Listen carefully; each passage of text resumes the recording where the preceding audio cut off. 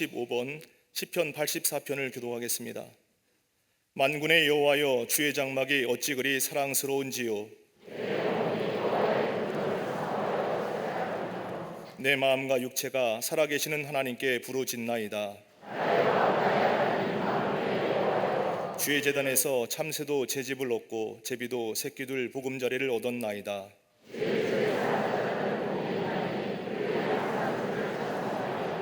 주께 힘을 얻고 그 마음에 시온의 대로가 있는 자는 복이 있나이다. 그곳에 많은 샘이 있을 것이며 이른 비가 복을 채워 주나이다. 악인의 장막에 사는 것보다 내 하나님의 성전 문지기로 있는 것이 좋사오니. 아멘.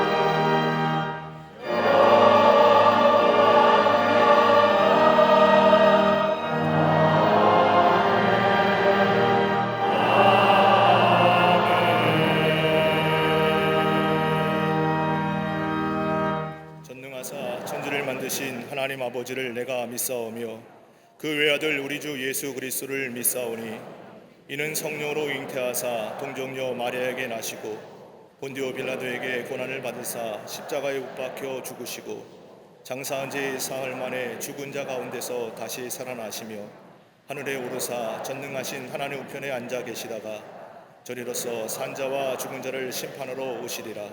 성령을 믿사오며 거룩한 공회와 성도가 서로 교통하는 것과 죄를 사하여 주시는 것과 몸이 다시 사는 것과 영원히 사는 것을 믿사옵나이다.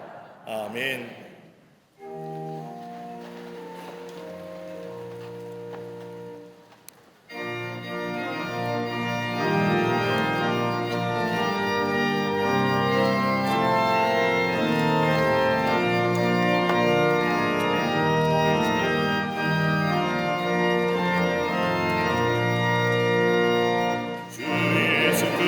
주신 사랑을 말해주시오.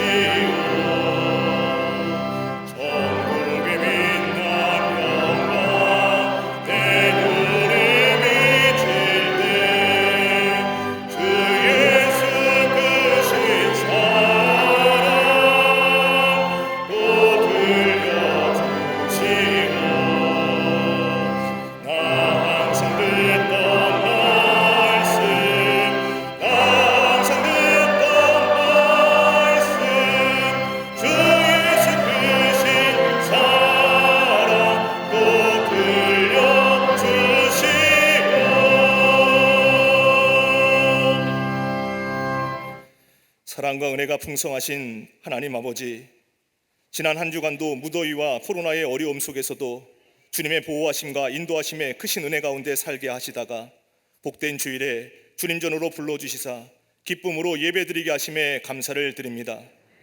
주일 예배를 통해 십자가 복음의 능력과 감격을 회복해 하사 믿음을 흔드는 세상에서 더 깊은 믿음으로 들어가는 영적 돌파를 경험하게 하여 주시옵소서. 매일의 삶 속에서 늘 동행해 주시는 주님의 놀라운 사랑과 은혜 가운데 살아감에도 불구하고 믿음대로 살지 못한 저희의 허물을 자복하오니 긍휼을 베풀어 주시옵소서.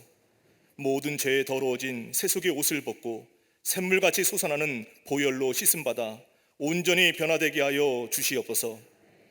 긍휼의 은혜로 대한민국과 열방의 역사를 재편하실 하나님 아버지, 성경의 절대적인 권위로 다시 세워지는 거룩한 대한민국으로 회복시켜 주시옵소서. 하나님의 공의와 정의가 이 땅에 실현되어 고물가 저성장 시대를 넘어서는 생명 맥박이 다시 펄펄 뛰게 하옵소서.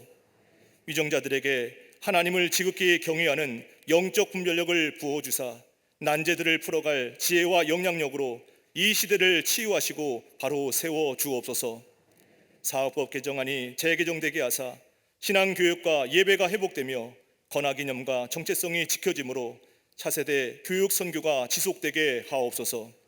하나님의 절대 진리를 무너뜨리는 포괄적 차별금지법이 무산되어 국가 미래, 국민과 다음 세대의 안위와 평안, 진정한 자유와 권리가 침해받지 않게 하옵소서. 북한 정권이 열방의 주인이신 하나님께 납작 엎드리게 하사 북녘 땅에 그리스도의 계절이 속히 도래하게 하옵소서. 주님의 강건적인 역사로 우크라이나 사태 장기화로 인한 여러 어려움 가운데 있는 열방이 샬롬의 평화를 누리게 하여 주시옵소서. 균형 잡힌 성령의 재단으로 광림의 재단을 이끄시는 하나님 아버지, 생명적 신앙으로 미래를 준비하는 교회 되게 하사 이 시대를 향한 병거와 마병으로 쓰임받게 하시니 감사를 드립니다. 모든 예배를 살려주시사 영적 전쟁에서 승리하게 하옵소서. 남녀 선교회와 실업인 선교회를 비롯한 세우신 부서와 기관마다 길갈의 평안과 베델의 회복이 넘쳐나게 하옵소서. 모이기를 힘쓰는 속회 선교회를 통해 만남의 관계 속에서 행복한 생명력과 참된 자유를 회복하게 하옵소서. 다음 세대에 거룩한 파장을 일으킬 교회, 학교와 어린이집, 샤이닝 부서와 사랑부, 청년부와 청장년부마다 성경적 관점으로 자라 글로벌 리더로 쓰임받게 하옵소서. 교회, 학교, 여름 행사와 청년 선교국, 국내 교육 선교에 하나님의 은혜를 부어주사 복음 부흥의 마중물로 쓰임받게 하옵소서. 동탄 강림교회와 잠비아 선교센터의 건축이 주님의 손이 함께하시는 부흥의 점화 장치가 되게 하여 주시옵소서.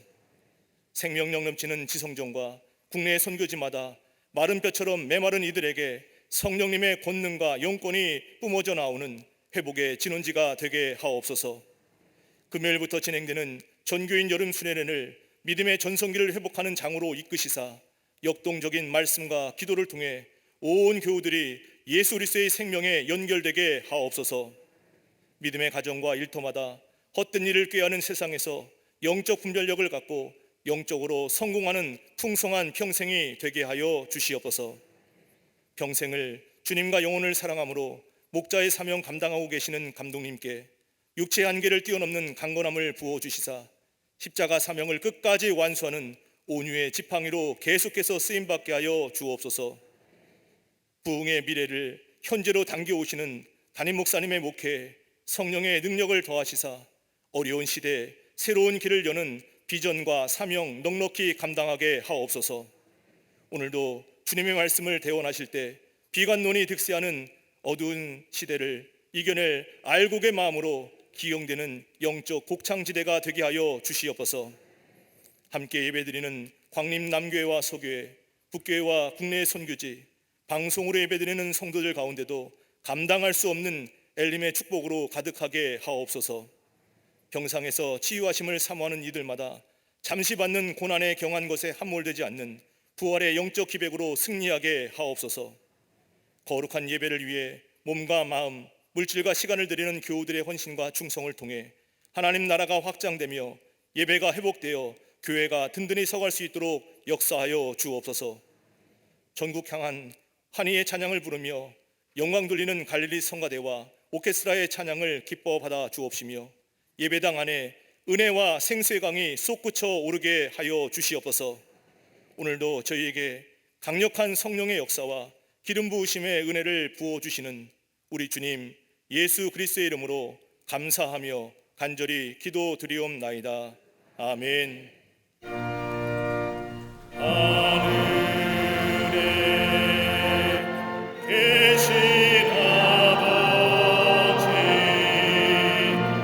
이름 거룩하사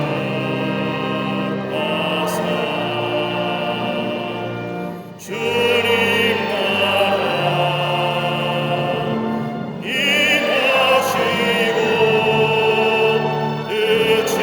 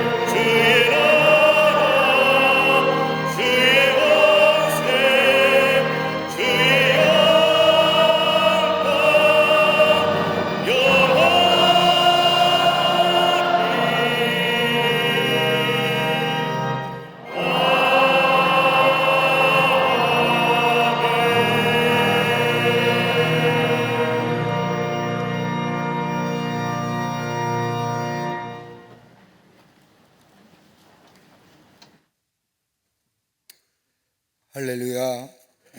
거룩한 주의 날, 주의 전에 나와 예배하는 모든 광림의 권속들 위해 또 영상을 통하여 예배에 참여한 모든 당신의 귀한 백성들 위해 하나님의 놀라운 은혜와 축복이 넘쳐나시기를 먼저 주의 이름으로 축원합니다. 우리 앞뒤 전후 좌우 계심과 함께 이렇게 인사하며 고백하시겠습니다. 하나님은 평화이십니다 라고 인사들 나누시기를 바랍니다.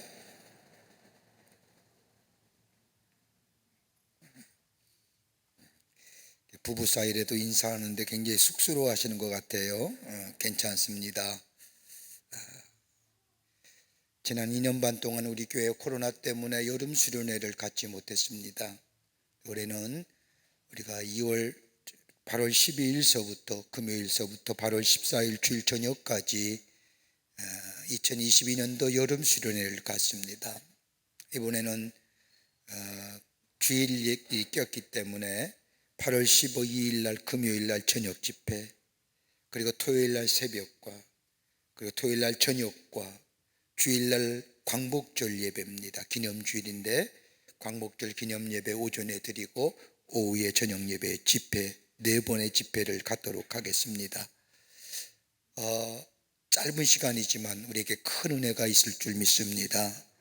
여러분 이 전교인 여름 수련회 오셔서 함께 말씀을 나누며 은혜 받고 우리의 영혼의 시원함을 경험하는 이번 2022년도 여름 수련회가 되기를 바랍니다.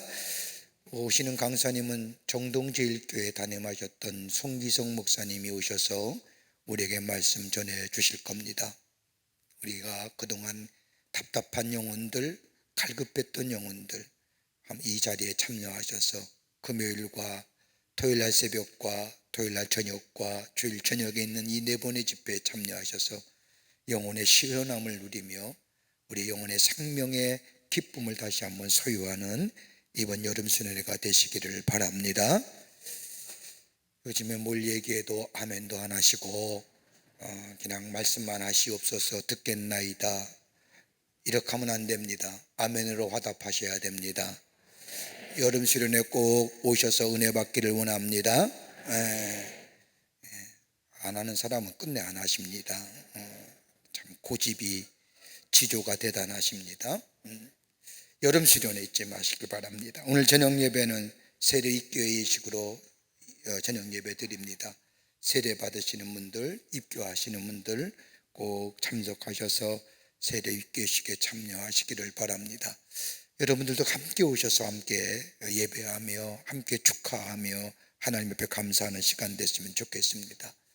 이 코로나 때문에 제일 우리 교회 집회에 타격받는 게 저녁 예배인데, 주일 저녁과 수요일 저녁 예배입니다. 여러분 오셔서 함께 예배 드리자고요. 다시 회복해야 됩니다.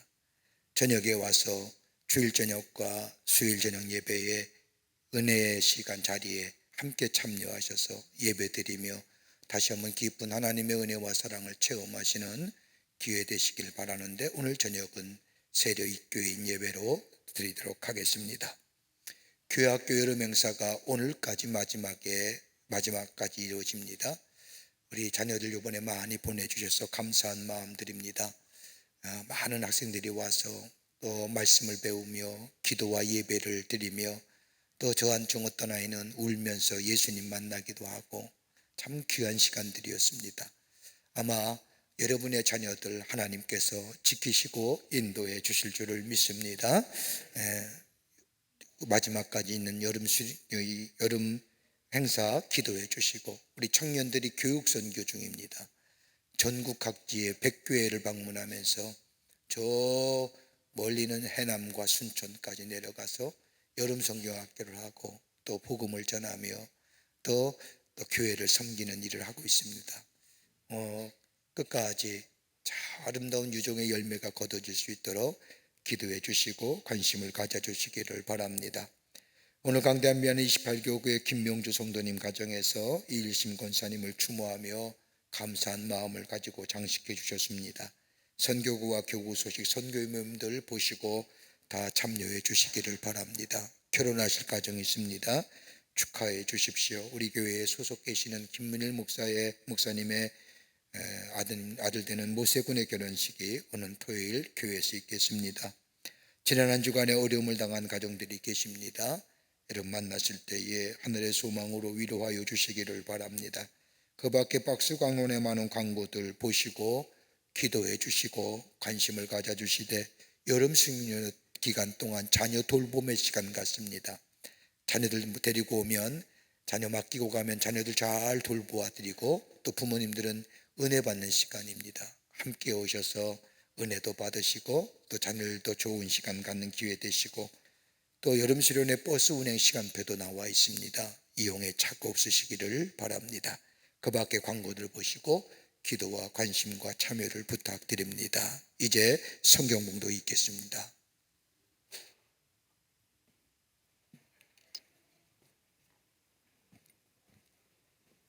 오늘 성경 말씀은 창세기 22장 9절에서 19절까지입니다. 하나님이 그에게 일러주신 곳에 이른지라. 이에 아브라함이 그곳에 제단을 쌓고 나무를 벌려놓고 그의 아들 이삭을 결박하여 제단 나무 위에 놓고 손을 내밀어 칼을 잡고 그 아들을 잡으려 하니, 여호와의 사자가 하늘에서부터 그를 불러 이르시되 아브라함아 아브라함아 하시는지라. 아브라함이 이르되 내가 여기 있나이다 하매, 사자가 이르시되 그 아이에게 네 손을 대지 말라. 그에게 아무 일도 하지 말라.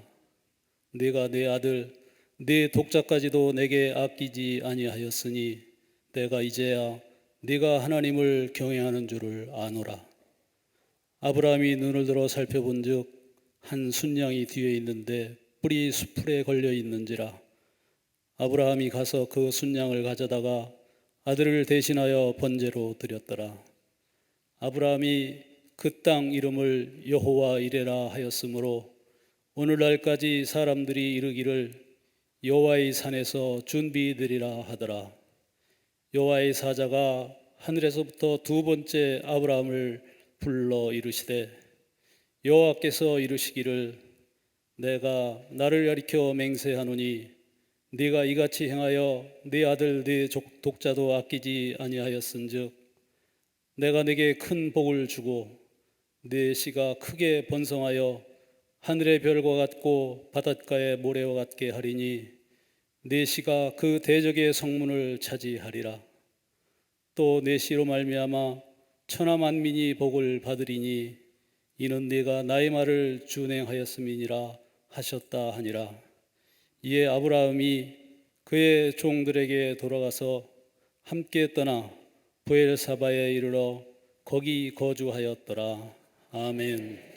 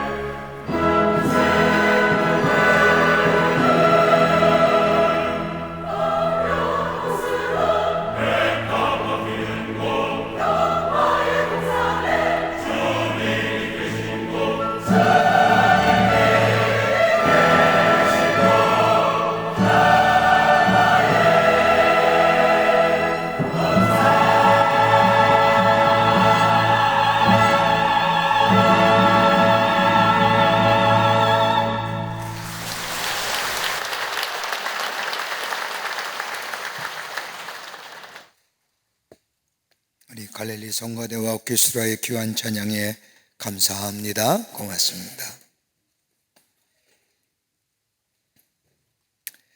전남 장흥에서 목회하는 목사님이 계셨습니다. 딸아이가 5학년 되었을 때의 첫 번째 수업 시간에 선생님들이 학생에게 이런 질문을 냈다고 합니다. 여러분이 여행을 간다면 함께 가고픈 사람 10명의 이름을 쓰라고 합니다. 딸은 별로 고민하지 않고 평소에 고모네 식구들과 친하기 때문에 고모네 가족과 자기의 가족들의 이름을 썼습니다. 쓰기를 마치자 선생님이 말씀하시기를 만약에 여러분이 여행을 가다가 배가 파손이 되어 모두 물에 빠져 죽게 되었을 때에 단 한 사람만 구조해야 한다고 하면 누구를 구조해야 될까요? 라고 하는 질문을 던졌습니다. 그러면서 이미 써오는 10명의 이름을 한 사람씩 지우라는 겁니다. 선생님의 말을 들은 딸아이는 10명의 이름 가운데 한 명씩 이름을 지워나갑니다. 먼저 고모네 가족부터 한 명씩 이름을 지웠습니다. 그 다음 남은 가족, 자기의 가족 5명의 이름을 남았을 때에 제일 먼저 지운 이름은 다름 아닌 자기의 이름을 지우더라는 겁니다. 이야기를 하는 딸아이가 궁금해서 아버지가 물었습니다. 왜 우리 가족 가운데 내가 제일 먼저 죽어야 하니? 라고 물었더니 딸아이의 대답하기를 우리 가족 중에 차라리 내가 먼저 죽는 것이 낫지 다른 가족들을 어떻게 포기하겠느냐라고 대답하더라는 겁니다. 초등학교 5학년 학생으로는 도무지 믿어지지 않는 대답입니다. 그 다음에 포기한 사람이 엄마입니다. 엄마 이름을 지웠다는 이야기를 듣는 목사님의 사모님 충격받았습니다. 왜 엄마냐라고 따지듯이 물었더니 딸아이가 대답하기를 엄마는 수영을 잘하잖아. 수영을 잘하기 때문에 어딜 가도 살아남을 것이라는 확신이 있었기에 엄마를 포기했다라는 겁니다. 그리고 두 동생인 남동생과 여동생을 다 포기하고 아빠의 이름만 남아 적었습니다. 아빠인 목사님은 신기했습니다. 왜 아빠만 남았니? 라고 물었더니 딸아이의 대답이 아빠는 말씀을 전해야 하잖아. 이런 대답을 하는 딸아이에게 물었습니다. 말씀을 전하는 것이 뭐니? 라고 물었더니 딸아이 이야기가 생명을 살리는 거잖아. 딸아이의 말 들은 목사님은 마치 망치로 뒤통수를 맞은 것 같았습니다. 시골의 작은 교회를 목회하면서 내가 설교한다고 이 사람들이 알아들을 수 있을까? 정말로 이 사람들의 복음의 말씀을 깨달을 수 있을까? 그리고 삶에 지치고 흔들면서 목회로 인하여 탈진한 마음을 가지고 있다가 딸을 통하여 들려주시는 하나님의 음성을 듣게 된 겁니다. 지금 교회를 섬기는 일과 주일에 하나님의 말씀을 전하는 일이 얼마나 소중하고 얼마나 복된 일인가 딸을 통하여 깨닫고 난 다음부터 이 목사님은 삶이 새롭게 시작되었다는 겁니다. 우리가 믿음 생활하면서 정작 우리의 신앙생활 속에서 가장 소중하고 중요한 것이 무엇인가를 모를 때가 종종 있음을 봅니다. 오늘 본문의 말씀은 하나님께서 아브라함을 믿음의 조상이요 축복의 조상으로 세워가시는 길목에서 일어난 사건입니다. 하나님은 아브라함을 믿음의 조상이요 축복의 조상일 뿐만 아니라 열국의 아비로 세우시기 위해서 시험을 하십니다. 여러분, 하나님의 구원의 역사에 쓰임받았던 사람들의 공통점이 어떤 걸까요? 많이 배우고 많이 경험한 것이 아니라 그들은 꼭 하나님이 하시는 시험에 통과했다는 겁니다. 예수님도 시험 받으셨고 베드로도 바울도 그 밖에 성경에 나오는 수많은 사람들, 하나님의 거룩한 구속의 역사에 쓰임받았던 사람들 공이 모두가 다 시험을 받았습니다. 여러분, 시험과 유혹은 다른 겁니다. 시험이라는 것은 어떤 수준에 도달하기 위하여 문제를 내어 훈련시키시고 연마하여 깨닫게 하시고 그래서 어느 수준에 도달하도록 하는 것이 시험이라고 한다면, 유혹은 가고자 하는 길을 도달하지 못하도록, 가지 못하도록 넘어뜨리게 하는 것이 유혹입니다. 오늘 본문의 말씀은 아브라함이 시험당하는 사건입니다. 오늘 본문의 말씀은 단순히 하나밖에 없는 아들 이삭을 하나님께 드린 것으로만 끝나는 것이 아니라 아브라함의 시험을 통하여 하나님이 정말로 무엇을 소중히 여기시고 무엇을 귀하게 받으시는가를 이 말씀을 통하여 오늘 우리에게도 말씀하고 계십니다. 아브라함은 하나님의 약속의 말씀을 듣고 고향 땅에 저 우르를 떠날 때도 그러했고, 그리고 가나안의 흉년을 피하여 애굽에 내려갔을 때에도 그리고 걸어가는 길이 그리 쉽지 않은 길이요, 어려움을 만날 때마다 그는 하나님의 놀라운 사랑과 은혜를 받으며 그의 인생의 여정을 걸어갑니다. 그런데 오늘은 하나님께서 아브라함에게 말씀하신 것과는 다른 심각한 말씀을 하십니다. 하나밖에 없는 아들 이삭을 제사 드릴 때에 제물로 드리라는 겁니다. 아들을 제물로 드릴 뿐만 아니라 구체적으로 제사 드릴 장소까지 말씀하십니다. 여러분 같으면 어떻게 하시겠습니까? 나보다 가장 소중한 것, 나보다 더 중요한 것을 드리라고 할 때에 드림을 인하여 다시금 회복할 수 없는 상황에 된다면 여러분은 정말로 드릴 수 있을까요? 하나님께서 하나밖에 없는 소중한 아들 제사의 제물로 드리려고 할 때에 아브라함은 하나님의 말씀에 순종합니다. 하나님의 말씀에 그대로 순종하며 아들 이삭을 묵어 하나님의 제단에 놓고 제물로 드리려고 할 때에 오늘 본문의 말씀이면 하나님께서는 막으시고 아브라함에게 말씀하시기를 이제야 내가 내 중심을 보았노라, 내가 중심으로 나를 경외한 줄을 내가 알게 되었다고 말씀하시면서 저 창세기 12장에 저 갈대아 우르를 떠날 때 하나님이 약속하신 그 약속의 말씀을 오늘 22장에 와서 오늘 본문의 말씀에 다시 한번 컨펌 하시는 겁니다. 재차 확인하셔서 그 역을 축복의 조상이요 믿음의 조상이요 열국의 아비시로 세워 갔던 것을 보게 됩니다. 어떻게 보면 아브라함에 있어서의 터닝 포인트입니다. 하나님의 이 사건을 통하여 아브라함에게 말씀하시고 가르쳐 주시기를 원하셨던 일이 무엇일까요? 여러분은 우리 인생의 여정을 겪으면서 시험을 당하고 어려움을 당할 때마다, 신앙적인 관점에서 시험이라는 것을 받을 때마다 하나님이 우리에게 원하신 것이 무엇일까? 하나님이 종종 나에게 받으시기를 원하신 것이 어떤 것일까? 하나님이 기쁘시기에 받으신 것이 무엇일까? 때로는 고민하게 됩니다. 오늘 본문의 말씀은 그런 의미에서 우리에게 또 하나의 귀한 영적인 교훈을 말씀하고 계십니다. 오늘 본문의 말씀을 통해서 함께 말씀을 나누며 은혜 받고 권면의 말씀을 얻고자 합니다. 첫째는 온전한 믿음은 새로운 미래를 열어간다는 겁니다. 하나님은 아브라함의 온전한 믿음을 보시기 원했습니다. 오늘 22장 2절의 말씀을 보면 여호와께서 이르시되 내 아들 사랑하는 독자 이삭을 데리고 저 모리아 땅으로 가서 내가 내게 일러준 산 거기서 그를 번제로 드리라 하나님이 명령하십니다. 여러분, 이 명령 따를 수 있을까요? 아브라함은 도무지 하나님의 이 명령을 따를 수가 없었습니다. 내 생명보다 더 소중한 내 자식, 그것도 하나밖에 없는 아들을 하나님께서는 이 아들을 죽여 제물로 삼으라 할 때에 이 말씀에 도무지 순종할 수가 없습니다. 그도 그럴 것이 창세기 12장의 말씀을 보면 하나님께서 아브라함에게 본토와 친척과 아비의 집을 떠나라 할 때에 두려운 마음 내 가운데 있던 아브라함을 밖으로 불러내시어 하늘의 별을 가리키며 너의 후손들을 저렇게 많게 될 것이라고 말씀하셨습니다. 그뿐 아니라 이삭이 없을 때 아들을 주신다고 하시면서 그 아들을 통하여 내 후손들이 하늘의 별과 같이 저 바다의 모래와 같이 많게 될 것이라고 말씀하시며 아브라함에게 약속하셨습니다.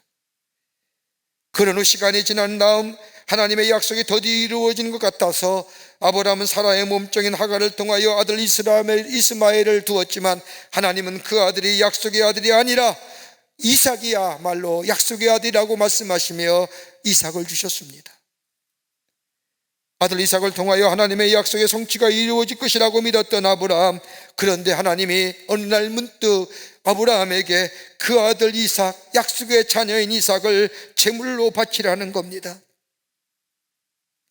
문제는 이삭을 죽게 되면 하나님께서 약속하신 하늘의 별과 같이 바닷가의 모래와처럼 많은 자손이 주시겠다는 하나님의 약속은 이루어질 수가 없게 되는 겁니다. 인간의 논리와 상식으로 이해가 되지 않습니다. 인간의 논리와 상식으로 경험으로는 불가능할 뿐만 아니라 이해가 되지 않을 뿐더러 설득력이 전혀 없는 일을 하나님은 아브라함에게 요구하고 계신 겁니다. 받아들일 만한 어떠한 명분이나 이유가 거기에는 없습니다. 근데 반전입니다. 아브라함은 그런 하나님의 말씀을 그대로 받아들입니다. 그리고 아브라함은 생각합니다. 불가능한 데서 아들 이삭을 주셨던 하나님, 갈대아우를 떠날 때에 자신에게 약속하신 하나님께서 25년이 지난 뒤에 인간적으로 생각할 때에 전혀 불가능한 그때에 아들 이삭을 주신 하나님, 불가능을 가능케 하시는 하나님께서 아들 이삭을 제물로 드리라 할 때에 아들 이삭을 부활시키시라도 당신께서 하신 약속을 지키실 것이라고 하는 믿음이 아브라함에게 있었습니다. 아브라함은 하나님의 하신 말씀을 그대로 믿은 겁니다. 그대로 믿고 자신이 이해할 수 없는 상황 속에 이삭을 제물로 드리고 이삭이 죽는다 할지라도 하나님이 다시 살리셔서 저 하늘에 약속하신 것처럼 하늘의 별처럼 바닷가의 모래처럼 많은 자손을 이룰 것이라고 하는 그 약속 믿음으로 그대로 받아들인다는 겁니다. 여러분, 무슨 신앙일까요? 부활신앙이에요.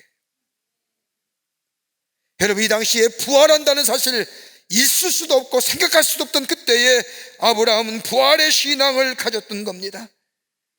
그러기 히브리서 11장 18절과 19절의 말씀을 보면 그에게 이미 말씀하시기를 내 자신이라 칭할 자는 이삭으로 말미암았으나 하였으니 그가 하나님이 능히 이삭을 죽은 자 가운데서 다시 살릴 줄로 생각한지라 비유컨대 그를 죽은 자 가운데서 도로 받은 것이니라. 이삭을 죽은 자 가운데서 다시 살리실 줄로 생각한지라 믿었다는 겁니다. 그러기 창세기 22장 5절 말씀을 보면 이에 아브라함의 종들에게 이르시되 너희는 나귀와 함께 여기서 기다려라. 내가 아이와 함께 저기 가서 예배하고 우리가 너희에게로 다시 돌아오리라 하고 다시 돌아온다는 겁니다. 여러분, 구약에 있어서 제사의 제물 어떤 겁니까? 죽여서 각을 떼어 태워버리는 겁니다. 이삭을 제물로 드리는데 오늘 아브라함은 이 종들에게 내가 저 위에 올라가 아들과 함께 예배한 후에 내가 다시 돌아오리라.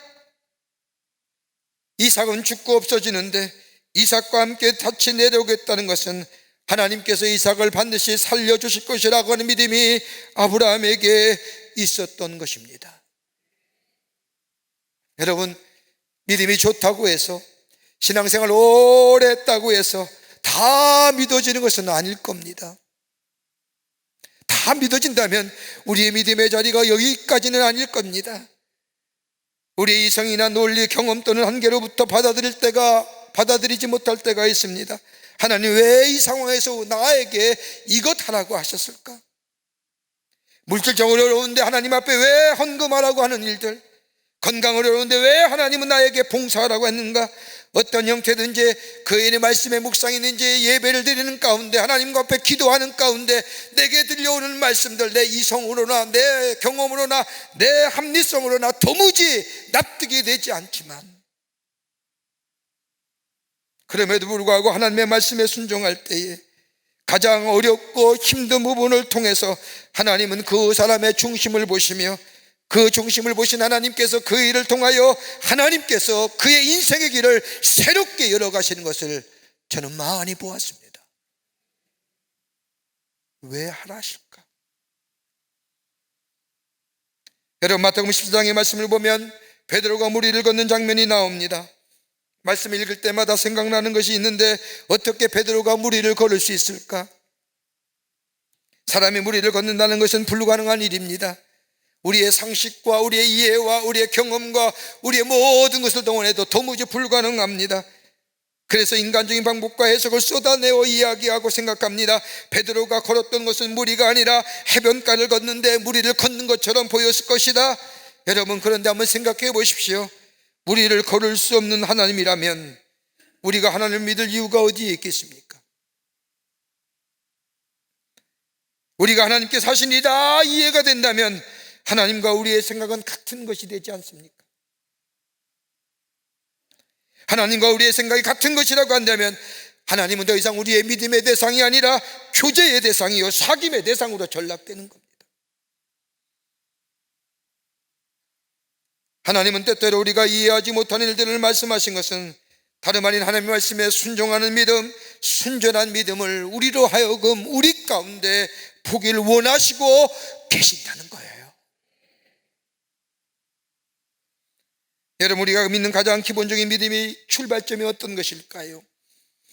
용서받을 수 없는 나 같은 죄인이 용서받았다는 것, 여러분 이거 믿는 겁니다. 이게 믿음의 첫걸음입니다. 그러기에 하나님께서는 하나밖에 없는 예수님을 이 땅에 보내주셔서 십자가에 못 박아 죽게 하시고 그 보배를 피로 내 죄를 사해 주시고 나를 용서하시고 나를 하나님의 자녀 삼으시고 하나님 나라의 권세 받은 자로 이 땅을 살아가게 하셨다는 것, 이것을 믿는 것, 이게 믿음의 첫걸음이요, 이 믿음 안에 우리가 살아가는 겁니다. 믿으십니까? 이거 믿어야 합니다. 이거 믿지 않으면 그 다음에 진도가 안 나가는 겁니다. 그리고 구주님은 다시 부활하셔서 내 삶의 주인 되어주시고 승천하셔서가 다시 나를 맞이하러 이 땅에 재림하신다는 것, 이거 믿는 겁니다. 이게 복음이요, 이게 가스풀이요, 이게 굿뉴스요, 이게 유앙겔리온입니다. 그러기에 내 인생의 문제가 참으로 힘들고 어렵다 할지라도 나를 구원하시고 나의 죄를 사해 주시고 내가 하나님의 자녀 되었다고 하는 믿음, 그리고 나에게 영원한 소망을 허락해 주신 그 하나님, 그것으로 끝난 것이 아니라 오늘도 나의 삶의 주인 되시어 내 삶을 인도해 가진다는 사실을 내가 이게 믿게 되고 믿음으로 고백되어질 때에 지금의 내 삶의 어려움과 역경은 얼마든지 넉넉히 이겨 승리할 수가 있는 겁니다. 이게 흔들리니까 안 되는 거예요. 아브라함의 믿음이 이런 믿음이었습니다. 주신 이도 하나님이시고 거둬가신 이도 하나님이심을 믿는 믿음이 아브라함이 하나밖에 없는 독자, 그를 통하여 하나님께서 약속하신 것을 이루어 가실 것임을 믿지만, 그러나 하나님은 또 다른 이를 통하여 하나님의 약속하신 것을 이루어 가실 것을 믿었기에 그런 아들 이삭을 하나님 앞에 제물로 드릴 수 있었던 것, 하나님은 이 믿음 보시기를 원하셨던 겁니다. 우리는 때때로 이해할 수 없는 일들을 당할 때에, 때때로 내 생각으로 내 믿음으로 도무지 용납되지 못한 일들을 만날 때 우리 하나님은 우리에게 뭘 보시길 원하냐? 믿음 보내시길 원하는 겁니다. 우리의 중심 보시길 원하며 진정으로 요 하나님을 경외하는지, 정말로 하나님의 약속을 믿는 자인지, 아니면 내 지식과 내 경험과 내 상식을 믿는지 우리 하나님은 보기를 원하신다는 겁니다.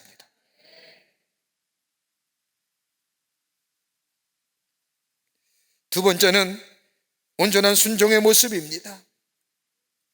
하나님께서 나부를 통하여 온전한 순종의 모습을 보기를 원하시는 겁니다. 창세기 22장 10절의 말씀을 보면 손을 내밀어 칼을 잡고 그 아들을 잡으려 하니 라고 하는 말씀하십니다. 아브라함은 하나님의 말씀이 들려질 때 그 말씀대로 순종했습니다. 여러분, 온전하다고 하는 것은 부족함이 없다는 말입니다. 결핍함이 없다는 겁니다. 완전하다는 겁니다. 아브라함이 하나님께 말씀에 순종한 것을 가리켜서 온전히 순종했다는 것은 다름이 아니라 그 순종에는 결핍함이 없이 완전한 순종이었다는 겁니다. 어떤 순종이었기에 아브라함의 순종을 온전한 순종이라고 얘기할 수 있을까요? 그 첫 번째는 즉각적인 순종이었습니다. 하나님의 말씀에 그에게 임할 때 아브라함은 주저하지 않고 망설이지도 않았습니다.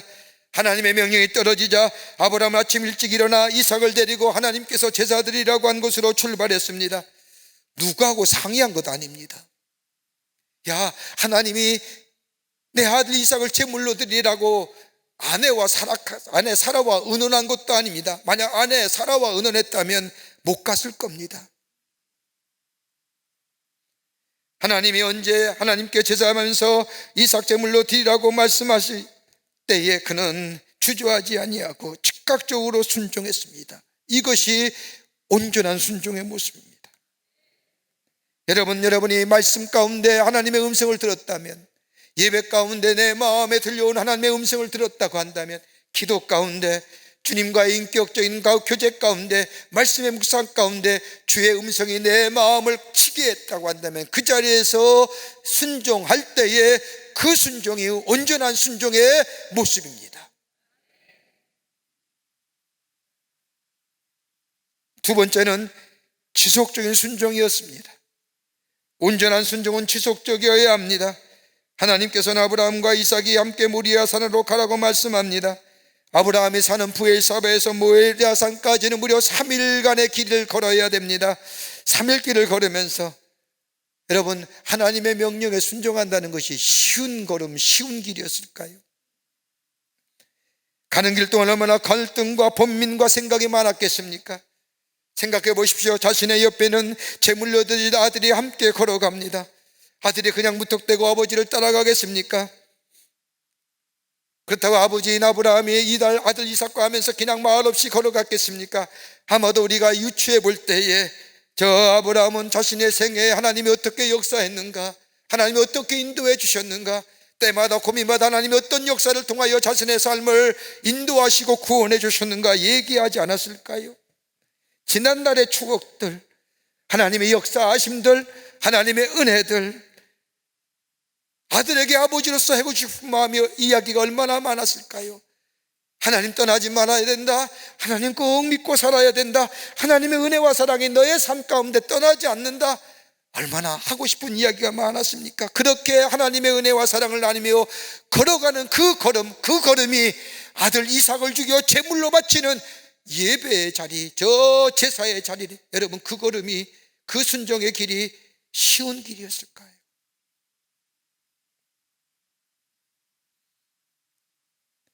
이야기를 나누며 걸어갈 때 순간순간 하나님의 명령에 순종할 수 없어 라고 하는 마음, 아브라함 마음에 찾아왔을 겁니다. 조건과 순간들, 상황들이 찾아올 때마다 그는 다시금 마음을 다잡고 하나님 앞에 순종하자는 마음을 다시 한번 다잡아 봅니다. 그러게 순종은요, 프로세싱이에요. 지속적이에요. 하나님의 말씀에 의심이 찾아올 때에도 아브라함은 마음을 다잡으며 순종할 수 있는 마음이 찾아왔을 때도 그의 마음속에 마음을 다잡으며 말씀에 순종, 이러하지 않았을까요? 일시적으로 순종하라고 했으면 쉬웠을 겁니다. 순종의 지속적인 것이 요청되면 얼마나 쉽게 바뀌는지 모릅니다. 시간이 지나면서 절박함이 사라지고, 시간이 지나면서 상황과 여건이 달라지고, 하나님에게 순종하는 것이 온전한 순종이 되지 못하고 내 마음과 내 뜻대로 내 방식의 순종이 되기도 합니다. 그런데 아브라함은 지속적인 순종. 또 하나 있다고 한다면 자원하는 순종입니다. 온전한 순종은 자원하는 겁니다.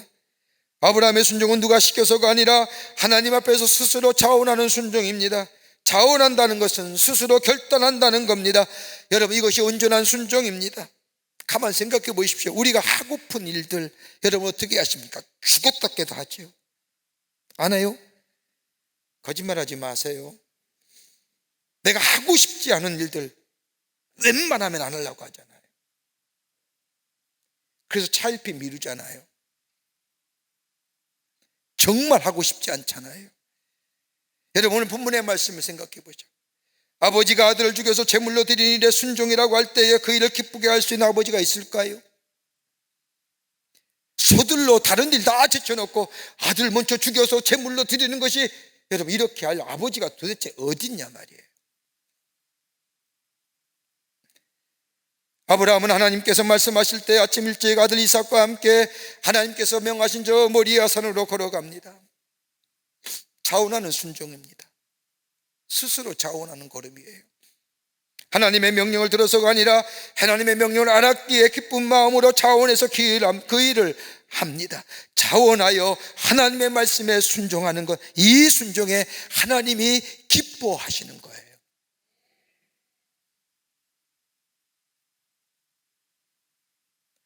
아브라함은 자신의 아들을 죽여 제물로 드린 일에 기쁨이 없습니다. 그러나 하나님이 말씀하셨기에 스스로 자원하여 순종하여 나아갑니다. 억지로 마지못해서 가는 것이 아니라 내가 당연히 해야 할 일을 깨닫고 받아들이고 순종하며 나아가는 거예요. 또 하나, 자신의 아들에게 보여준 순종입니다. 여러분, 이때 성경학자들은 아브라함의 나이가 120 내지 130살이 되었을 쯤이고 아들 이삭의 나이는 대략 20대 내지 30살이 되었다고 성서학자들은 말합니다. 여러분, 이삭의 나이가 30세 가까이 됐습니다. 아버지 아브라함이 무엇을 하는지 알만한 나이입니다. 재물은 없지요. 나무는 가치고 가는 모습을 보면서 아마도 아버지인 아브라함이 무엇을 할 것인가 대략 알았을 겁니다. 재물은 하나님이 준비해 주셨다는 아버지의 말을 믿었다 할지라도 이상하다고 느꼈을 것입니다. 그런데 모리아 산에 오르더니 자신의 손과 발을 묶고 그리고 제단을 위해 자신을 올려놓더니 칼로 자신을 죽이려 자신의 목에다 갖다 댑니다. 나이가 성년이 된 청년의 아버지가 그런 일을 할 때에 순수하게 따라올 리가 어디 있을까요? 아마도 아브라함보다 힘이 센 이삭이었을 겁니다. 거칠게 반항할 만도 하고 거칠게 저항할 만도 합니다. 아마도 불가능한 이야기입니다. 그런데 이삭을 보았던 이 아버지 아브라함, 하나님의 명령에 즉각적으로 순종하고 지속적으로 순종하고 자원하는 순종하는 모습을 본 이 아버지 아브라함의 모습을 지켜본 이삭, 하나님의 명령 앞에 순종한다는 것이 무엇인지, 하나님의 말씀 앞에 어떻게 살아가야 할 것인가를 이 아들 이삭은 아버지의 생애를 보면서 보는 것으로 그친 것이 아니라 자신의 삶을 그렇게 훈련했다는 겁니다. 여러분, 이더먹어서 우리의 마음을 찌르지 않습니까? 예수 믿는다고 하면서 하나님의 말씀이 정말로 귀한 말씀이요 순종해야 된다는 걸 알면서도 우리의 삶 가운데 정말로 내 자녀나 내 다른 사람들이 본을 받을 만한 순종의 모습이 내 안에 담겨져 있느냐는 거예요. 그렇다면 우리의 자녀들 저렇게 예수 모른다고 딴 길로 가진 않았을까요? 않았을 겁니다. 하나님의 말씀이 천하보다 귀한 말씀이라고 믿고 간구했던 우리의 삶, 내 삶 속에 이런 자원하는 순종의 모습으로 내 삶의 자리에서 지속적인 순종의 모습으로 온전한 순종의 모습을 보였다고 한다면 자신을 넘어서 자기의 자녀들과 더불어 이웃에게 선한 영향을 미쳤던 순종이었을 겁니다. 우리가 하나님께 순종한다고 하지만 돌이켜보면 우리의 순종은 부분적인 순종이요 나 중심의 순종이요 하나님이 기뻐하시는 순종이 아니라 내 기쁨과 내 만족을 위한 순종은 아니었는가 한번 돌이켜보게 됩니다.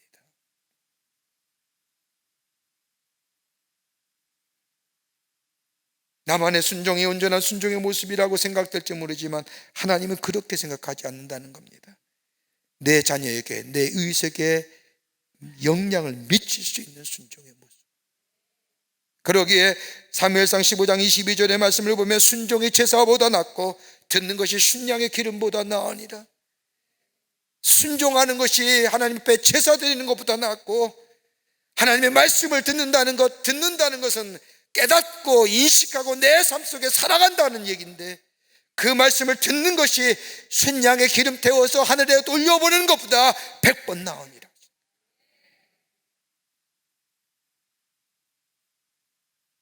하나님이 우리에게 복 주시기 위해서 우리들에게 찾으시는 것이 있다고 한다면 온전한 순종의 모습, 지속적이고 온전하고도 그리고 자원하는 마음으로 내 순종의 모습을 통하여 하나님이 살아계심이 증거됩니다.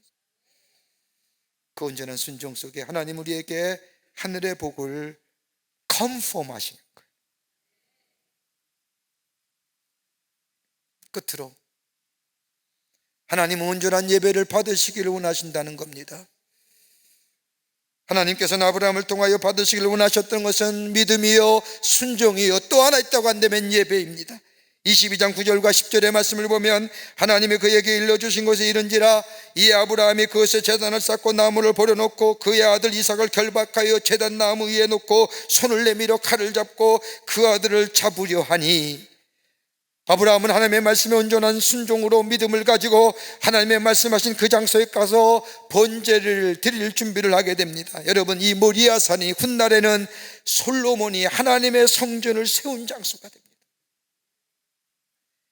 그 자리에 역사의 긴 흐름 속에서 아브라함은 몰랐지만 하나님께서 온전하게 예배를 드리는 그 장소에 하나님은 성전을 지으시고 그곳에서 하나님의 백성들을 만나시고 하나님의 백성이 드리는 예배를 받으시고 하나님의 옆에 드려지는 기도를 들으시고 응답한 장소가 되었다.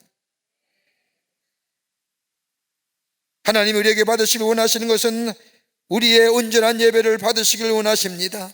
여러분, 본문 말씀 보세요. 아브라함은 하나님께서 지정한 그곳으로 갔습니다. 거기엔 너무나 고통스러운 길, 가기도 어려운 뿐 아니라 갈 수 없는 그 길을 갑니다. 말씀하신 그 장소에 이르러 아들 이삭을 제단에 놓고 그리고 죽이려 할 때에, 여러분, 이 장면이 중요한 장면. 이때 하나님 무엇을 보셨을까요? 어떤 신학자는 이 장면에 관하여 말하기를 제단 위에 올라간 것은 이삭이 아니라 아브라함 자신이었다. 아버지 자신이 죽지 않으면 그 아들 이삭을 제단 위에 제물로 올려놓을 수 있는 아버지가 얼마나 있을까요? 아들을 제단 위에 제물로 올려놓고 죽일려 할 때에 아브라함 마음이 어땠을까요? 아마 아브라함 마음속에는 피눈물이 흐르고 있었을 겁니다. 할 수만 있다면, 이 아들을 살릴 수만 있다면, 나는 이제 살 만큼 살았는데 내 이 아들이 살아야 되는데, 이 아들을 통하여 내가 약속하신 하나님의 약속이 성취되어야 할 터인데, 이 아들이 죽을 것이 아니라 내가 죽어야 되는데, 아브라함이 먼저 죽지 아니하면 결탄코 아들 이삭을 제단의 제물로 올려놓을 수 없는 거예요. 참된 예배가 무엇일까요? 하나님 앞에 참된 예배를 드린다는 것은 하나님 앞에 내가 먼저 죽는 겁니다. 내 생각과 가치와 기준이 죽고, 내 이론과 선택이 죽고, 내 마음이 하나님 앞에서 죽는 것, 이것이 예배의 첫걸음입니다. 내가 죽고 내 판단이 죽고 하나님이 하시는 대로 내가 온전히 주어 제물이 되어 하나님 앞에 드려지게 될 때에 하나님 그 예배에 기뻐 받으실 만한 예배가 됩니다. 여러분, 우리 교회 예배처럼 훌륭한 예배 없습니다. 예배에 감동이 있고 감격이 있습니다. 그렇게 흔히 예배 드리는 것처럼 그렇게 천한 예배 아닙니다. 귀중하고 보배로운 예배입니다. 많은 사람들이 저 외국에 있다가도 우리 교회에 와서 예배 드리고 갈 때면 오늘도 예배 마치 저 스위스에 와서 3주간 예배 잘 드리고 갑니다. 어느 교회 다닙니까? 저 스위스의 원주민 교회 다닙니다. 미국에서도 영국에서도 세계 곳곳에 있다가도 고국에 방문하면 우리 예배를 드리면서 은혜 받고 갑니다. 오고 싶었습니다. 예배 드리고 싶었습니다. 그렇게 고백하며 나가는 분들이 얼마나 많아요. 그런데 여러분, 우리가 이런 예배를 드리는데 내가 정말로 하나님 앞에 제물로 드려지는 예배를 드리고 있는지, 내가 죽어지는 예배, 내 가치와 내 생각과 내 선택과 내 이론이 하나님 앞에서 죽어지는 예배를 드리고 있는지, 하나님은 중심을 보십니다. 그러게 창세기 22장 12절 말씀을 보면 사자가 이르되 그 아이에게 내 손을 대지 말라, 그에게 아무 일도 하지 말라. 내가 내 아들 내 독자까지도 내게 아끼지 아니하였으니 내가 이제야 내가 하나님을 경외한 줄을 내가 아노라. 내가 죽어서 제단에 제물이 된 것은 내 아들 이삭이 아니라 내 자신이 죽어 제단에 올라가지 아니하면 이삭을 제단에 제물로 올려놓을 수 없기에 하나님 앞에서 자신을 쳐 죽어 하나님 앞에 드리는 예배, 하나님은 이 아브라함이 드리는 예배, 자신을 쳐 죽어서 제단의 제물로 드려지는 그 예배를 하나님은 기쁘게 받으시고, 창세기 12장에 하셨던 약속의 말씀을 다시 여기에서 새롭게 각인시켜 주시고 확인시켜 주시고, 그뿐 아니라 뭐라고 얘기합니까? 이삭을 죽이려 할 때에 손대지 말라, 죽이지 말라 하면서 제물을 따로 준비해 주셨죠.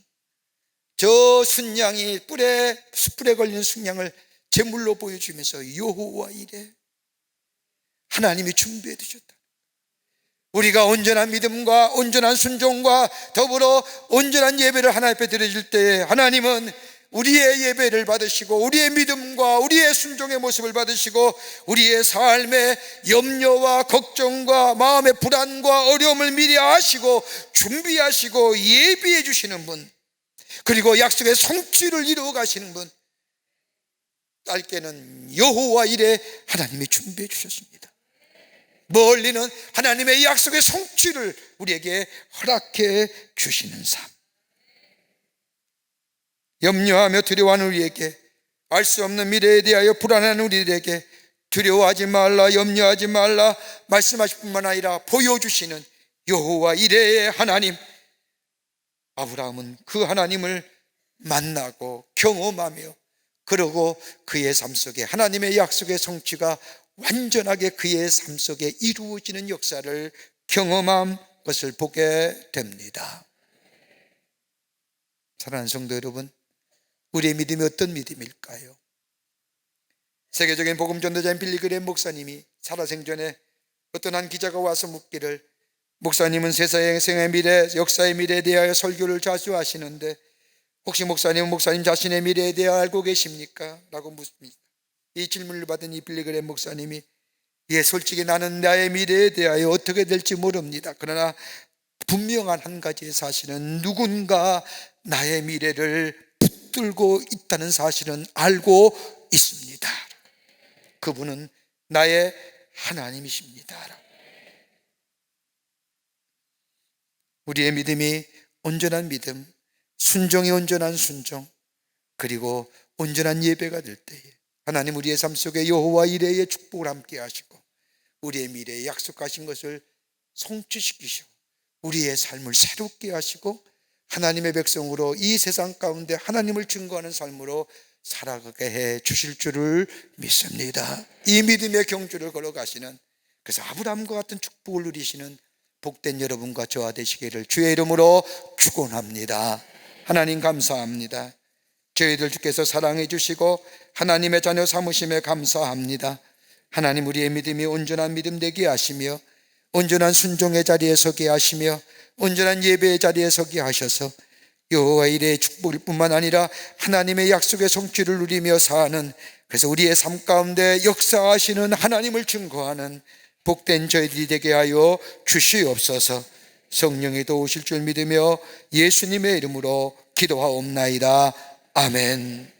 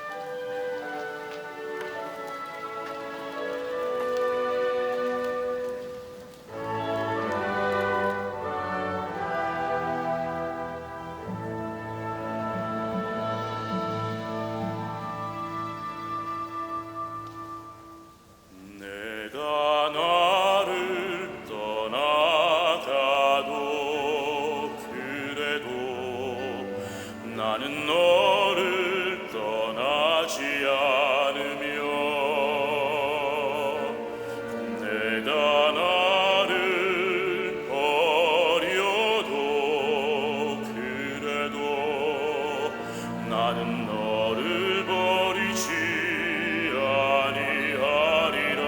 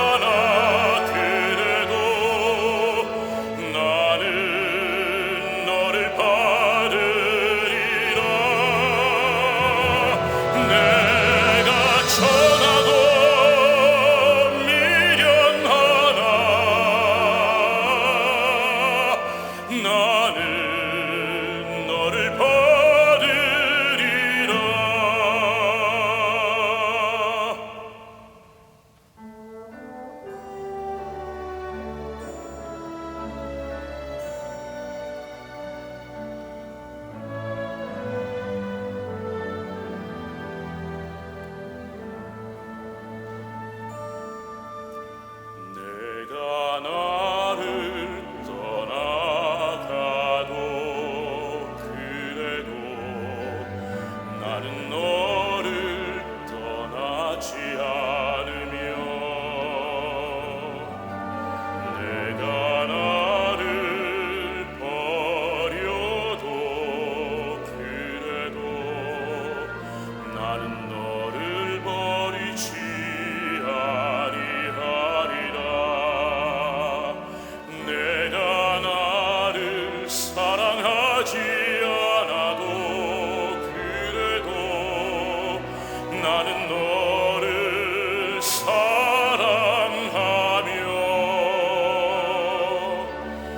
내가 지은 죄 많으나 그래도 나는 너를 용서하리라.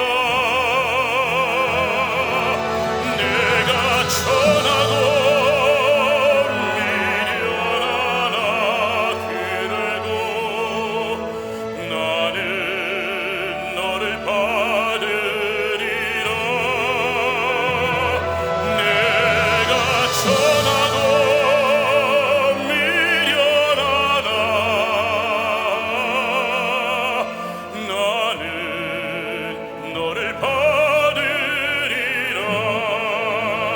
내가 천하고 미련하나 그래도 나는 너를 받으리라. 내가 천하고 미련하나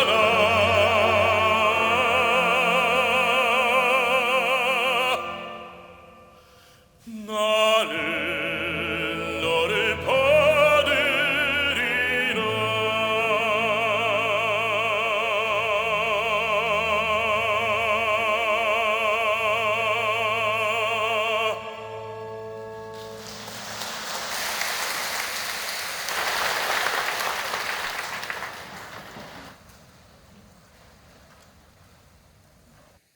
거룩한 주의 날 저희들의 걸음을 하나님의 귀한 전에 오게 하여 주시고 우리의 마음과 정성을 모아 예배하게 하심에 감사를 드립니다.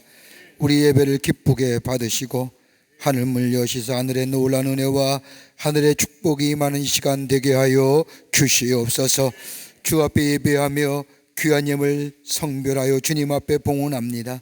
저희들의 믿음과 주님의 사랑의 마음 주님께 드리오니 받아주시고 하나님 나라의 교회에 쓰임받게 하시며 이 예물이 쓰일 때마다 주께로 돌아오는 자가 많아지는 귀한 예물로 주님 사용하여 주시옵소서. 드린 손길마다 기억하시고 저들의 삶과 기업과 가정 위에 형용할 수 없는 하나님의 은혜와 축복이 임하게 하셔서 하나님의 살아계심이 증거되는 귀한 역사가 있게 도와 주시옵소서. 아버지 하나님, 이 나라 이 백성을 국률이 여겨주시사 다시 재유행하고 있는 이 코로나의 악한 연병들 다 물러가게 하여 주시고 혹 아버지 하나님이여 감염된 자 있으면 속히 회복하는 역사가 있게 도와 주시옵소서. 건강한 나라와 건강한 백성 되게 하여 주시옵소서. 정치, 경제, 사회, 문화 모든 분야에 하나님이 주인 되어 주시사 하나님의 뜻 가운데 이루어가는 이 나라 되게 하여 주시옵소서. 하나님의 공의와 정의가 세워지게 하시며 특별히 위정자들에게 함께해 주셔서 하나님을 두려워하며 백성을 섬길 수 있는 자가 되게 하여 주셔서 이 어려운 난국을 이겨 아버지 하나님이여 복된 나라로 이끌어갈 수 있도록 하나님 지혜와 명철을 더하여 주시옵소서. 사회의 대립과 갈등은 다 물러가게 하여 주시며 하나님의 역사가 있게 도와 주시옵소서. 아버지 하나님의 저 우크라이나 땅의 전쟁의 포성도 속히 그치게 하여 주시며 평화의 땅 되게 하여 주시며 지구촌의 분열과 나눔과 갈등과 아버지 하나님의 정쟁이와 모든 것들이 다 사라지게 하여 평화로운 이 지구촌이 되어줄 수 있도록 주께서 도와주시옵소서. 우리의 믿음이 온전한 믿음 되어 하나님의 축복을 누리며 축복을 증거하는 삶 되게 하여 주시옵기를 원하오면서 예수님의 이름으로 기도하옵나이다. 아멘.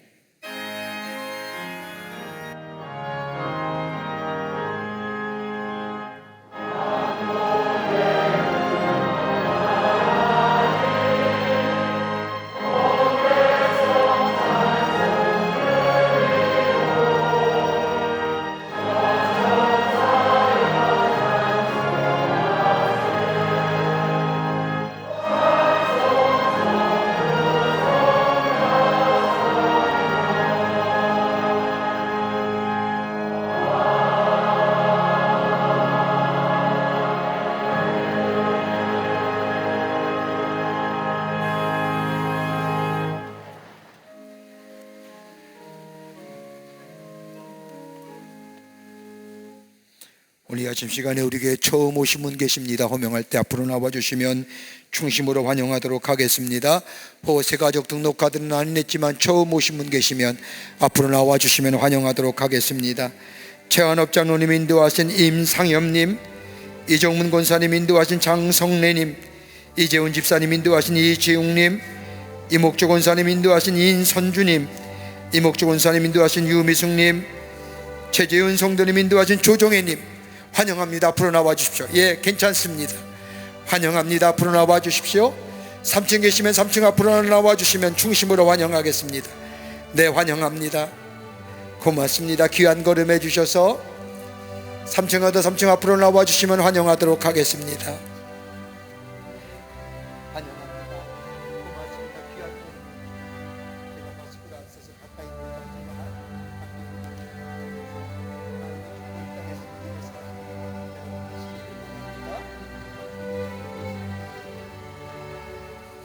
기도하시겠습니다. 하나님, 거룩한 주의 날 당신의 귀한 백성들 주의 전에 오게 하심에 감사합니다. 저의 이름을 하늘나라의 생명책 기록해 주시고 구원과 영생 가운데 이 땅에 살면서 임마누엘 주님이 늘 동행하시어 하나님이 주시는 축복을 마음껏 누리며 그 축복 안에 거하며 살아가는 하나님의 백성들 되게 도와 주시옵소서. 주님이 늘 동행해 주실 줄 믿으며 예수님의 이름으로 기도하옵나이다. 아멘. 뒤돌아서실까요? 교우들 향해 서실까요? 여러분 그 박수로 환영하시죠. 네, 하나님 따라가주시면 교회 환영하겠습니다. 예, 감사합니다. 고맙습니다. 귀한 걸음 해주셔서 감사합니다.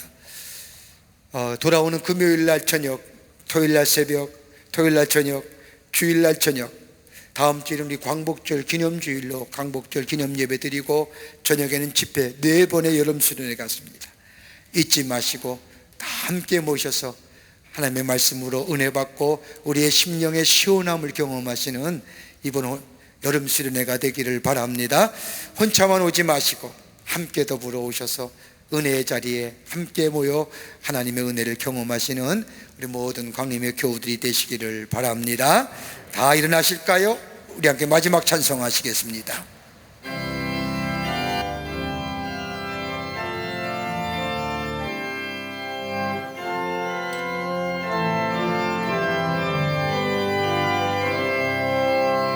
주 날개 민 내가 편안히 쉬네. 함께 고비 바람 불어쳐도 아버지께서 날 지켜주시니 거기서 편안히 쉬리로다. 주 날개 민 평안하다.